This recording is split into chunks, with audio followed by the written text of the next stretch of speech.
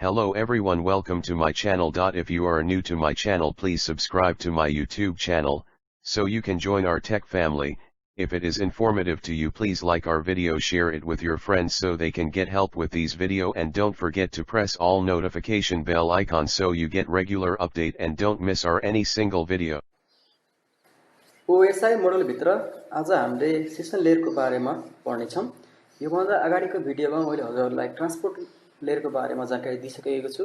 Transport layer के हो, transport लेयरमा कुन सर्भिसहरू छ, ट्रान्सपोर्ट लेयरले कुन के फङ्सनहरू गर्छ र ट्रान्सपोर्ट लेयर कुन प्रोटोकलहरू युज गरिरहेको भनेर त्यसको महत्त्व जानकारी मैले योभन्दा अगाडिको भिडियोमा दिइसकेको छु र म हजुरलाई यो भिडियोमा सेसन लेयरको बारेमा दिन्छु। ल त सेसन लेयरको बारेमा पढ्छौँ। सेसन लेयरलाई के पनि भन्छ भनेपछि सेसन लेयरलाई लेयर 5 पनि भन्छन्। यो चाहिँ एउटा सफ्टवेयर लेयर हो।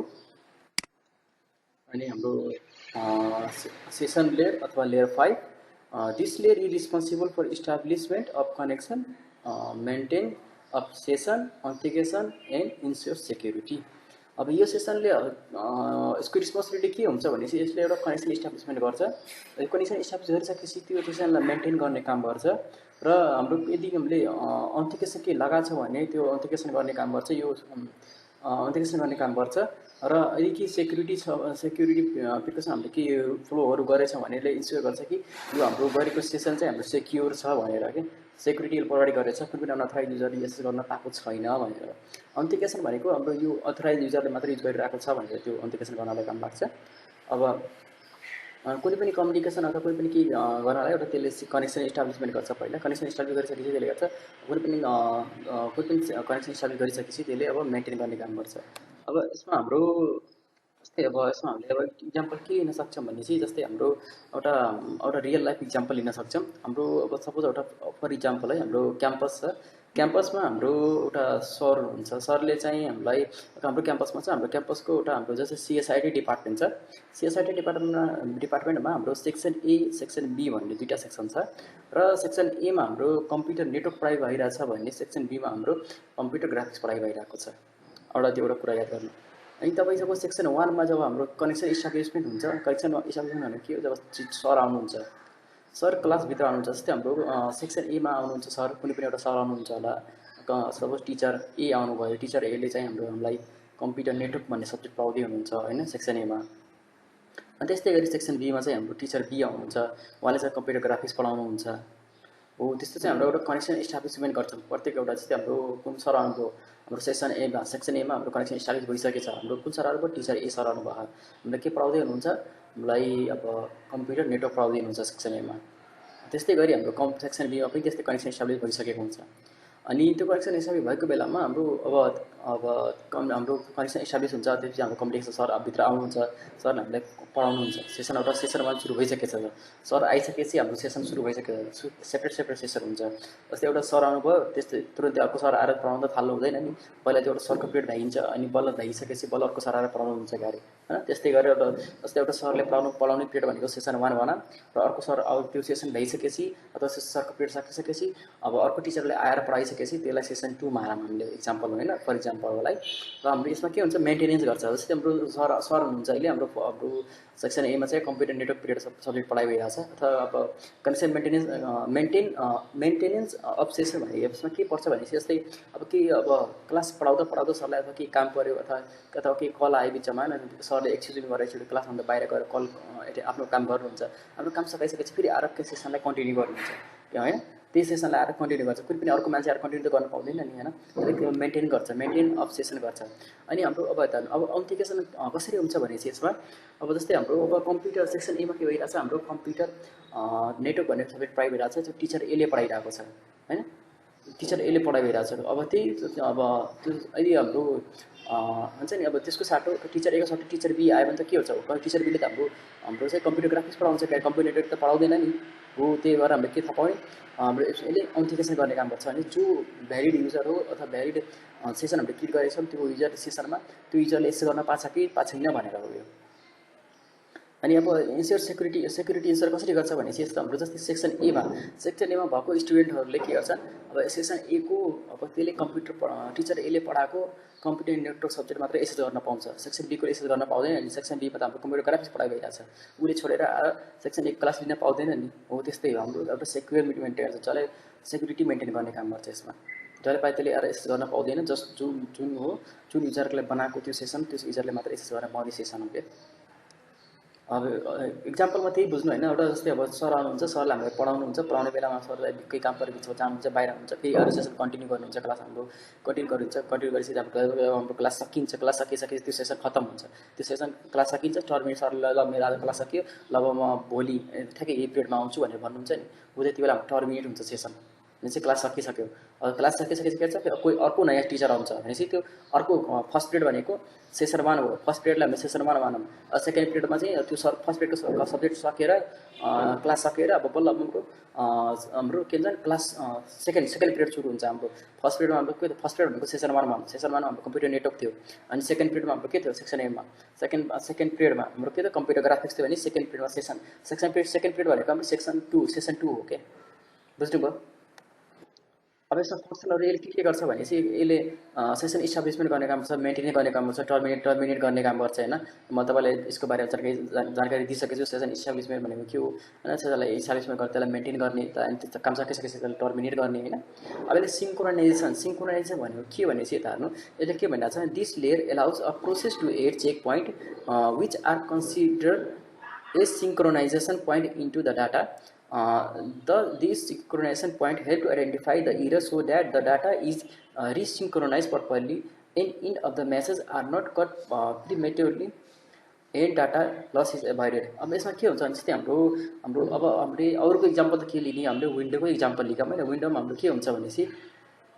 चेक पोइन्ट हाम्रो हाल्छ जस्तै हाम्रो स्न्यापसटहरु लिन्छ नि VMware मा स्न्यापसट अथवा हाम्रो स्न्यापसटहरु लिने अनि अथवा हाम्रो जस्तै अब हाम्रो के भन्न सकिन्छ भनेपछि कुनै पनि हाम्रो ट्रान्ज्याक्सन अथवा के गर्नु भन्दा अगाडिको सेसनलाई चेक पोइन्ट भन्छ कि त्यसलाई चेक पोइन्ट किन राख्छ भनेपछि चेक पोइन्ट राख्नुको कारण के हो भनेपछि हैन यदि हाम्रो त्यो ट्रान्ज्याक्सन जस्तै त्यो एउटा स्टार्टिङ स्टेट थियो नि स्टार्टिङमा चाहिँ हाम्रो जुन म्यानिपुलेसन हामीले फर्दर म्यानिपुलेसन गर्छौं त्यो म्यानिपुलेसनमा के फल्ट आयो भने के भने हामीले फेरि रिभर्स ब्याक आउन सकौं के जस्तै सुरुको इनिशियल स्टेटमा आउन सकौं जस्तै हाम्रो एउटा इक्जाम्पल रियल वर्ल्डको इक्जाम्पल के लिन सकिन्छ भने एउटा ब्याङ्क छ ब्याङ्कले अब कस्टमर ए छ कस्टमर एले ब्याङ्क 1 अथवा ब्याङ्क 2 दुईटा ब्याङ्क छ हैन कस्टमर एले ब्याङ्क 1 बाट कस्टमर बी लाई ब्याङ्क 2 मा आफ्नो डाटा आफ्नो खाताबाट पैसा पठाउन खोजिरहेको छ हैन अब सिन्क्रोनाइजेसन के काम गर्छ त्यसमा म चाहिँ एउटा भ्यालु एउटा तपाईलाई देखाउँछु जस्तै अब ल ठीक छ कम्पनी एउटा ब्याङ्कको मान्छेले ब्याङ्क 1 को मान्छेले कस्टमर 1 बाट खाताबाट उसले पैसा ट्रान्सफर गरिरहेको छ ल अब ट्रान्सफर कम्प्लिट नहुँदा अब कता केही टेक्निकल फल्ट भयो अथवा केही कमजोरी भयो हैन त्यो ट्रान्ज्याक्सन कम्प्लिट हुन पाएन हैन हुन पाएन भनेपछि अब के गर्छ उले अब यस्तो खण्डमा के हुन पर्यो भनेपछि हाम्रो चेक पोइन्टले हेल्प गर्छ के चेक पोइन्ट के गर्छ भने इनिशियल स्टेटमा जुन स्टेटमा हाम्रो जस्तो थियो जस्तै हाम्रो कम्प्युटरको जस्तै युजर ए को खातामा हाम्रो 5000 रुपैयाँ थियो भनेपछि त्यो अनि युजर ए ले 200 रुपैयाँ बी ले युजर बी ले पठाउनु पर्ने हो भनेपछि यता चाहिँ अब ट्रान्ज्याक्सन त कम्प्लिट भएको छैन के हाम्रो त्यसै 200 रुपैयाँ कट्नु भएन कि युजर ए बाट जस्तै युजर ए को ब्यालेन्स सुरुमा 1000 थियो भने 1000 हुनु पर्यो किन ट्रान्ज्याक्सन हाम्रो कम्प्लिट भएको छैन नि हो त्यसले रोल ब्याक गर्ने काम गर्छ के जुन इनिशियल स्टेटमा थियो त्यही स्टेटमा हाम्रो ल्याएर रोल ब्याक गरेर अब फेरि त्यही जस्ताको त्यस्तै छोड्दिन्छ हामीलाई जस्तै हाम्रो VMware मा स्न्यापसटहरु लिन्छौं त्यो भनेको कारण त्यही हो यदि हाम्रो VMware मा के फल्टहरु हाम्रो के फर्दर हामीले कन्फिगरेसन अथवा म्यानिपुलेसन गर्दै गयौं हैन VMware के चलाउँदै कन्फिगरेसनलाई हामीले म्यानेज गर्दै गएको खण्डमा हाम्रो के मिस्टेक भइसकेछ भने हामी फेरि रोल ब्याक आउन सकौं भनेर हाम्रो चेक पोइन्ट राख्ने काम गर्छ के बुझ्नुभयो सिन्क्रोनाइजेसनले अब एउटा सिन्क्रोनाइजेसनको इक्जाम्पल अरु के लिन सक्नुहुन्छ भनेपछि जस्तै हाम्रो जीमेल हुन्छ जीमेल हाम्रो एउटा वेबबाट जीमेल खोल्नु एउटा ल्यापटपबाट जीमेल खोल्नु र एउटा हाम्रो मोबाइलबाट जीमेल खोल्नु मोबाइलबाट जीमेल खोलेर तपाईले कुनै पनि मोबाइललाई डिलिट गर्नु एसएमएसलाई डिलिट गर्नु कुनै पनि नयाँ इमेल पठाउनु साथीलाई अथवा कुनै एड गर्नु रिड गर्नु राइट गर्नु हैन कुनै एउटा इमेललाई गर्नु त्यही कुरालाई हाम्रो सिन्क्रोनाइज भइरा हुन्छ हाम्रो वेबसाइटबाट हाम्रो ल्यापटपमा भएको कम्प्युटर चाहिँ मा पनि सिन्क्रोनाइज भइरहेको हुन्छ। सिन्क्रोनाइजरको गुड इक्जाम्पल हाम्रो जिमेल एड्रेस लिन सकिन्छ के। हामीले मोबाइलमा जिमेल डिलिट गरिसकेपछि हाम्रो ल्यापटपबाट पनि हाम्रो सिन्क्रोनाइजेसन हुन्छ। मोबाइलबाट हाम्रो त्यही जिमेलबाट लगइन गर्नुभएको छ भने है त्यही जिमेलबाट हजुरको ल्यापटपमा पनि आफ्नो जिमेल हेर्दै हुनुहुन्छ, त्यही हाम्रो मोबाइलबाट पनि त्यही जिमेलबाट हाम्रो त्यही युजरको हाम्रो जिमेल हेर्दै हुनुहुन्छ भनेपछि यदि मोबाइलमा डिलिट गरेको अथवा रिड गरेको अथवा हाम्रो केही पनि एउटा कसै डाटा सेन्ड गरेको जिमेल सेन्ड गरेको चाहिँ हाम्रो अपडेट भइरहेको हुन्छ क्या हाम्रो ल्यापटपमा पनि। बुझ्नुभयो? अनि डायलग कन्ट्रोल भनेको के हो? The session that allows to system to start communication which is other in half-duplex or full-duplex full-duplex भनिरहेको छ। डायलग कन्ट्रोलले के काम गर्छ भनेपछि हाम्रो कुनै पनि सेसनलाई यदि हामीले कम्युनिकेसन गर्नलाई हेल्प गरिरहेको हुन्छ कि त्यसमा के कस्तो कम्युनिकेसन हुनसक्यो भनेपछि त्यसलाई half-duplex भन्छ। half-duplex अथवा full-duplex भन्न सक्छौँ कि। half-duplex भनेको एट अ टाइम भनेपछि त्यसले अथवा डाटा सेन्ड गर्न सक्यो अथवा रिसिभ गर्न मात्र गर्न सक्यो एट अ टाइम मात्रै। कि त डाटा रिसिभ कि त सेन्डरले डाटा सेन्ड गर्न सक्यो हैन अथवा सेन्डरले डाटा रिसिभ गर्न सक्यो, वान एट अ टाइम मात्र हुन्छ। अब फुल-डुप्लेक्समा के हुन्छ भने दुईटा वायर हुन्छ, two pair of wire use भइरहेको हुन्छ फुल-डुप्लेक्समा। यसमा हाम्रो के भन्छ प्यारेलली दुईटै काम गर्न सक्छ। सेन्डरले डाटा सेन्ड गरिरहेछ अनि हैन सेन्डरले डाटा रिसिभ गरिरहेछ, सेन्डरले डाटा सेन्ड गरिरहेछ, सेन्डरले चाहिँ रिसिभ गरिरहेछ। दुईटै प्यारेलली हामीले गर्न सकिन्छ के। सेन्डर रिसिभ दुईटै गर्न सकिन्छ एकैचोटिमा है। All the below three layer include session layer are integrated as a layer in TCP/IP model. TCP/IP model मा के हुन्छ भने चाहिँ हाम्रो सबै हाम्रो तीनटा लेयर जस्तै हाम्रो application layer, presentation layer, session layer छ, त्यसलाई हामीले एप्लिकेसन लेयर भन्छौँ TCP/IP मोडलमा। अझ यो TCP/IP लेयरको बारेमा मैले तपाईलाई फर्दर अब हाम्रो TCP/IP को मोडलमा छुट्टै प्रेजेन्टेसनमा छुट्टै भिडियोमा तपाईहरुमा डिस्कस गर्नेछु। अहिले नातिएन यति मात्र के बुझ्नु भनेपछि TCP/IP मोडलमा तीनटा लेयर हुन्छ। OSI मोडलको तीनटा लेयर हुन्छ नि, application layer, presentation layer, session layer हुन्छ नि। त्यो तीनटा लेयरलाई हाम्रो TCP/IP मोडलमा त्यो एउटा एप्लिकेसन लेयरले जनाउँछ। त्यति मात्र बुझ्नु अहिले। अनि implementation of this three layers is done by network application itself भनेपछि हाम्रो यो नेटवर्क एप्लिकेसनले आफै गरिरहेको हुन्छ। हामीले कसले यसले म्यानुअली गर्न परिरहेको हुँदैन है। अब यो हाम्रो यो सेसन लेयरलाई हामीले के पनि भन्छ अप्पर लेयर भन्छौँ अथवा सफ्ट लेयर पनि भन्छौँ यसलाई। अब हाम्रो यसमा सिनारियो के देखाइरहेको छ भने चाहिँ हैन अब हामीले के भन्न सक्छौँ यहाँ let's consider a scenario where user want to send a message through some messenger application running in his browser. यसमा के भइरहेछ भनेपछि अब कुनै पनि एउटा युजरले एउटा मेसेज गर्न खोजिरहेको छ के को माध्यमबाट भनेपछि मेसेन्जर एउटा एप्लिकेसनबाट जुन कि उसको ब्राउजरमा रन गरिरहेको छ। The messenger here act as the application layer which provide the user with in the interface to create the data। भनेपछि हाम्रो मेसेन्जरले के भूमिका खेल गरिरहेको हुन्छ भनेपछि एउटा एप्लिकेसन लेयरको भूमिका खेलिरहेको छ। उसले चाहिँ एउटा के छ इन्टरफेसको काम गर्ने काम गर्छ। जस्तै अब उसले डाटालाई क्रिएट गर्नलाई इन्टरफेसको काम गरिरहेको हुन्छ उसले। अनि अब के रहेछ this message or so called data is compressed, encrypted and converted into a bits and so that it can transmit। भनेपछि कुनै डाटा यदि हाम्रो कुनै डाटा पठाइरहेछ भने चाहिँ यदि ठुलो डाटा छ भने 15 बाइटको डाटा छ भने बाइट हुन्छ एकचोटिमा 1500 बाइट डाटा हाम्रो ट्रान्सफर गर्न पाइन्छ। हाम्रो हुन्छ 1500 बाइट भन्दा डाटा बढी भयो भने त्यसलाई के गर्छ हाम्रो सेगमेन्टेसनमा बाँड्छन्। सेगमेन्ट 1 सेगमेन्ट 2 सेगमेन्ट 1 मा डाटा 1 हुन्छ, सेगमेन्ट 2 मा डाटा 2 हुन्छ। त्यतिखेर पार्टिसन गरेर त्यसलाई कम्प्रेस गरेर हैन अब सेन्डरले सेन्ड गर्ने बेला के छ हामीले त्यसले इन्क्रिप्ट गर्छ त्यो डाटालाई। इन्क्रिप्ट रिसिभरले पाइसकेपछि उसलाई रिसिभरले पाइसकेपछि उसले डिक्रिप्ट गर्ने काम गर्छ।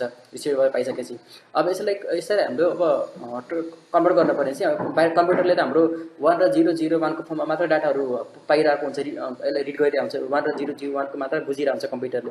हो त्यसलाई उसले के गर्छ कन्भर्ट गर्छ 1 अथवा 01 मा बिटमा इन्टु बिटमा 0 अथवा 1 मा कन्भर्ट गर्ने काम गर्छ। अनि त्यसपछि हाम्रो डाटा ट्रान्सफर गर्ने हुन्छ। त्यसपछि हाम्रो ट्रान्सफर हुन्छ। हेर्न सक्नुहुन्छ यहाँ सेन्डरले एउटा मेसेज पठाइरहेको छ रिसिभरलाई के को माध्यमबाट मेसेन्जर एप्लिकेसनबाट। एउटा सिनारियो हो। तपाईले एउटा यो सिनारियो भनिसके, तपाईले एउटा ब्याङ्किङको सिनारियो भनिसके, तपाईलाई म एउटा टिचरले हाम्रो क्लासमा आएर पढाउनुको एउटा सेसन क्रिएट हुन्छ। पिरियड 1 भनेको सेसन 1, पिरियड 2 भनेको सेसन 2, यस्तै छुट्टै सेसनहरू क्रिएट हुँदै जान्छ। त्यो सेसनमा के कनेक्सन हुन्छ, म्यानेजमेन्ट हुन्छ अनि म्यानेजमेन्ट भइसकेपछि त्यसलाई टर्मिनेट गर्ने काम गर्छ सेसन सकिसकेपछि। ल साथै अब हामी अब भिडियोको लास्ट स्टेजमा आइसकेका छौँ। हजुरलाई अब अर्को भिडियोमा चाहिँ मैले प्रेजेन्टेसन लेयर अथवा लेयर्सको बारेमा जानकारी दिनेछु। हस् त, नमस्ते। We hope you enjoyed the video and found value in the content. We value your feedback. If you have any questions or suggestions, feel free to post them in the comments section or contact us directly via our social platforms. Thanks for watching.